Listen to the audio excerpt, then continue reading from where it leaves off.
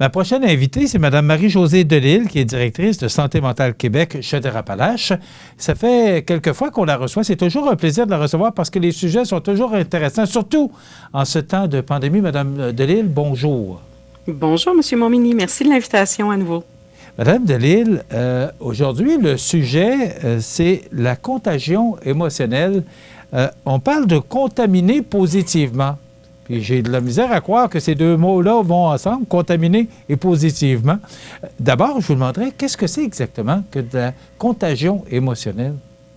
En fait, oui, vous avez raison. Hein, dans la dernière année, contaminer positivement au niveau de la COVID, c'est pas deux mots qu'on peut mettre dans la même phrase. Par contre, au niveau des émotions, oui, et on peut très, très bien les mettre dans la même phrase. On s'est rendu compte que l'humain a cette capacité de contaminer les gens autour de lui à travers une émotion qu'il ressent. Et pour vous donner un exemple, nos ancêtres, les hommes des cavernes, ont réussi à survivre grâce à cette contamination émotionnelle-là. C'est ensemble, en partageant la même peur, qu'ils ont réussi à se sauver et à survivre au mammouth, qui les pourchassait.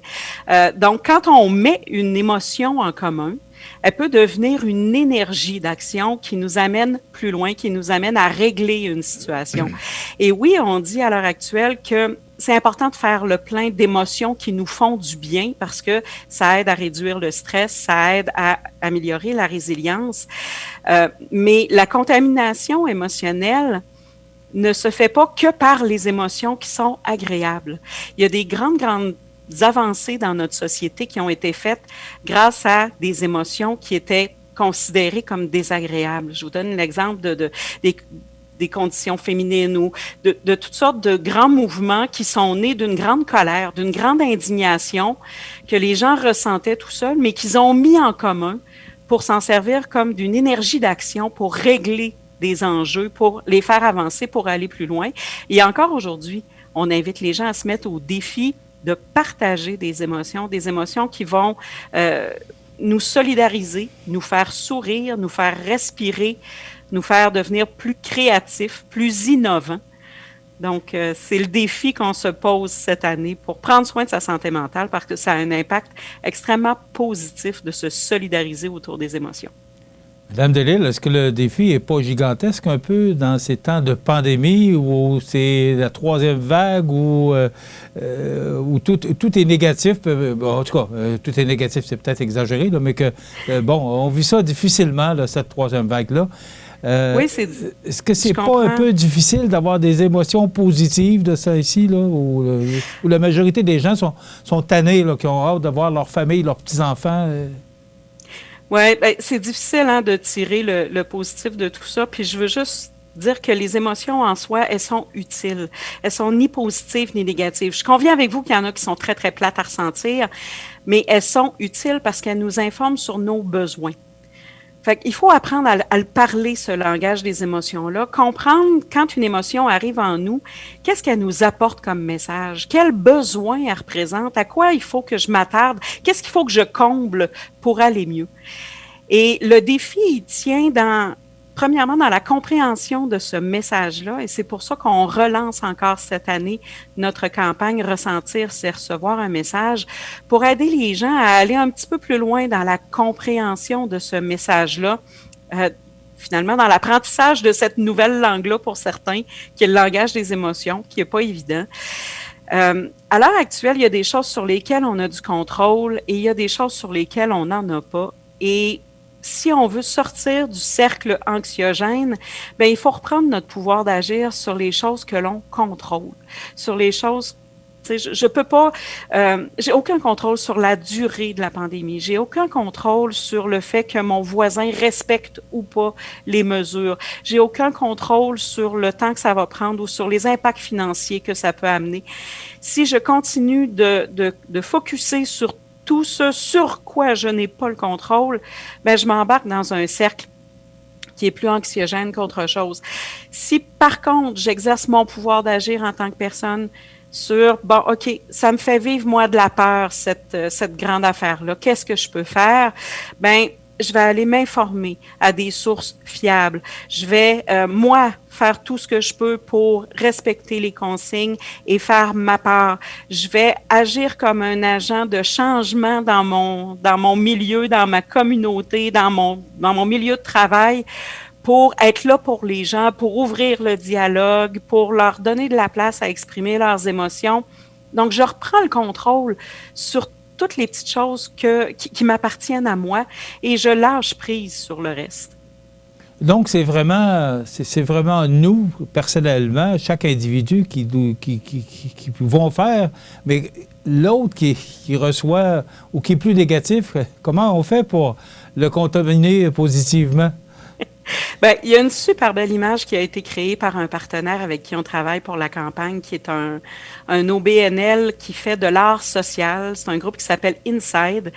Et ils ont illustré à travers une pièce de théâtre quelqu'un qui est au travail et qui travaille sur un dossier qui est très urgent. Puis on sent là que c'est une culture de performance dans l'entreprise où c'est extrêmement exigeant, où on met de la pression, puis on voit la personne qui travaille pendant la nuit, puis tu sais, on voit que ça va pas bien, là, qu'il y a une pression épouvantable. Et à un certain moment, la personne explose en centaines de morceaux de verre.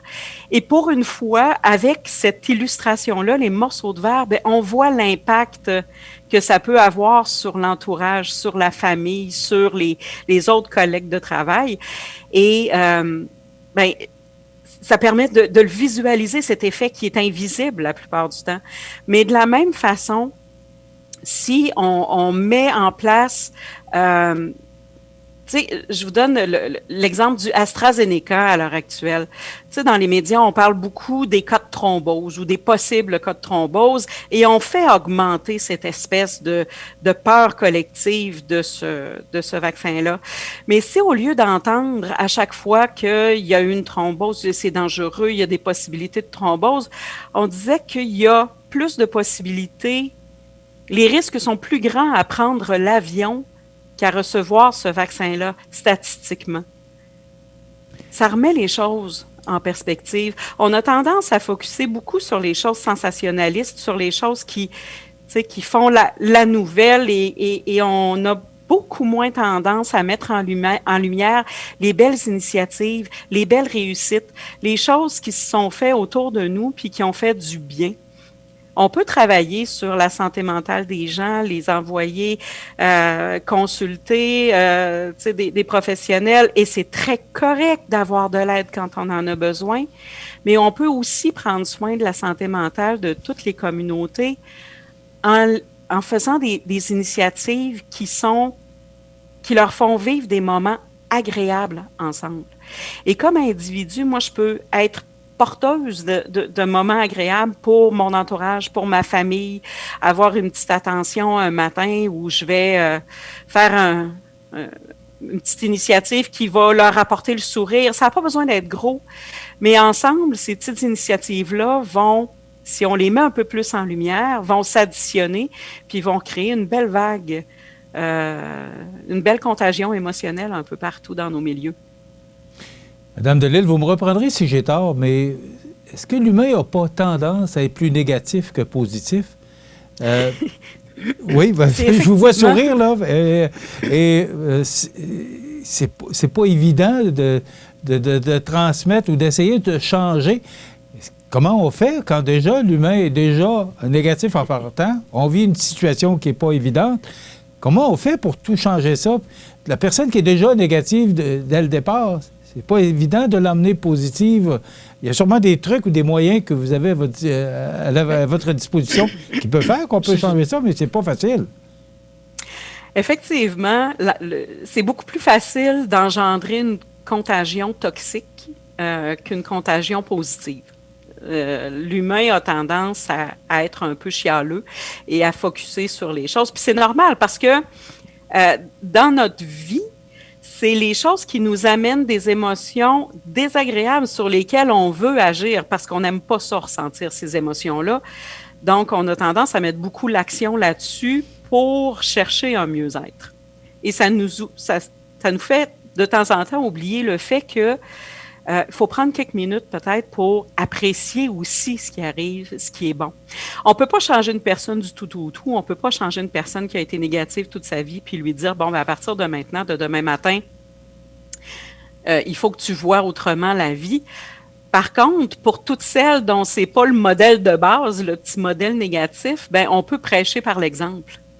On peut contrecarrer ces effets de contagion négative-là en nous instaurant de la contagion positive. Et embarquer tranquillement la personne, parce qu'une personne qui est très négative, si elle vit des bons moments, à un moment donné, ça va l'amener peut-être à changer sa vision de l'affaire, puis à cheminer dans tout ça.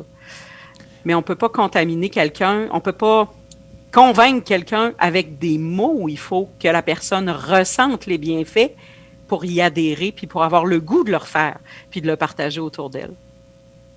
Comme vous êtes une professionnelle, puis excusez-moi. Non, je vous en prie. OK. Comme vous êtes une professionnelle, puis bon, vous en avez vu d'autres, est-ce que tout ce que vous nous dites là, est-ce que le message passe? Est-ce que les gens réussissent à changer leur négativisme en positivisme? Bien, je vous dirais qu'on a des super beaux exemples dans l'histoire de moments où ça s'est passé, dans des crises où ça s'est passé. Quand on pense à Lac-Mégantic, quand il y a eu la catastrophe ferroviaire, les gens, à partir du terrain, ont décidé de se prendre en main et de prendre soin les uns des autres. Et ça a créé un mouvement de résilience communautaire incroyable. Même chose pour toute la colère qui a entouré aux États-Unis l'assassinat de George Floyd. C'est une colère, mais énorme, qui a été partagée, qui a été transformée en solidarité et qui a fait que peut-être que pour une fois, le système américain a pris en compte, parce que on le sait qu'à travers les âges, ça n'a pas toujours été facile pour les Noirs aux États-Unis, mais ce mouvement-là qui est devenu international, c'est un grand mouvement de contagion émotionnelle. C'est un grand mouvement où même si c'était de la colère et de l'indignation, c'était quelque chose qui était partagé et c'était une énergie pour agir et changer la situation. Fait que c'est possible de le faire et on en a déjà eu des beaux exemples. En tout début de pandémie, on a eu la vague du « ça va bien aller ». C'était une contagion émotionnelle positive. OK, là, on le prend un petit peu plus de travers parce qu'on est fatigué. Quand on entend « ça va bien aller », ça prend une autre couleur aujourd'hui. Vos exemples. Mais il y a encore moyen de se rassembler puis de créer des moments où on va avoir du plaisir ensemble, où on va pouvoir se ressourcer, puis on va pouvoir avoir cette petite énergie-là qui va nous permettre d'aller un petit pas plus loin. Vos exemples sont très bons en passant. sont très... Lac-Mégantic, George Floyd, ce sont de très bons exemples qui nous font réaliser, effectivement, la contamination émotionnelle. Parlez-moi, est-ce qu'il y a des activités, il nous reste à peu près 2 minutes, est-ce qu'il y a des activités dans la région par rapport à la contagion émotionnelle? En fait, il y a beaucoup d'activités. Ce sera la semaine de la santé mentale du 3 au 9 mai. Et dans le cadre de la semaine, il y a beaucoup d'organismes qui offrent toutes sortes d'activités. Il y a des conférences, il y a des activités diverses. Si vous avez le goût d'en savoir plus, moi, j'invite les gens à visiter le santémentalca.com. C'est notre site Internet. Et on va partager des capsules vidéo sur la contagion émotionnelle, justement, le projet post-mortem du groupe Inside dont je vous parlais il y a quelques minutes. On a des capsules vidéo, des outils aussi que les gens peuvent télécharger pour apprendre un petit peu plus à comprendre ce message-là que les émotions nous envoient. Puis on a une conférence virtuelle qui va se donner le 6 mai, qui est gratuite, dont pour laquelle là, les gens peuvent s'inscrire aussi via notre site Internet, santémentalca.com. Alors, ressentir, c'est recevoir un message. Apprenons à naviguer dans le merveilleux monde des émotions.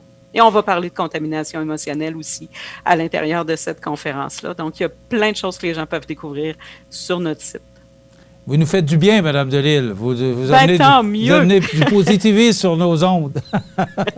J'en suis ravie. Oui. Mme Delisle, en passant, on reçoit M. Pierre-Luc Legault, qui est directeur général et artistique du collectif Inside ce mercredi. Alors, vous en parliez tout à l'heure. Une belle rencontre, assurément. Oui, alors il sera là avec nous mercredi. Merci beaucoup, madame, d'avoir été avec nous. Puis, quand vous avez quoi de positif à jaser, gênez-vous pas, vous pouvez communiquer avec nous. Ça va nous faire plaisir de vous entendre. Bien, ça sera avec plaisir que je le ferai. Merci à vous. Merci beaucoup, madame Delisle, et au plaisir. Au revoir. Madame Marie-Josée Delisle, qui est directrice de Santé mentale Québec Chaudière-Appalaches. Voilà, ça complète. On s'arrête.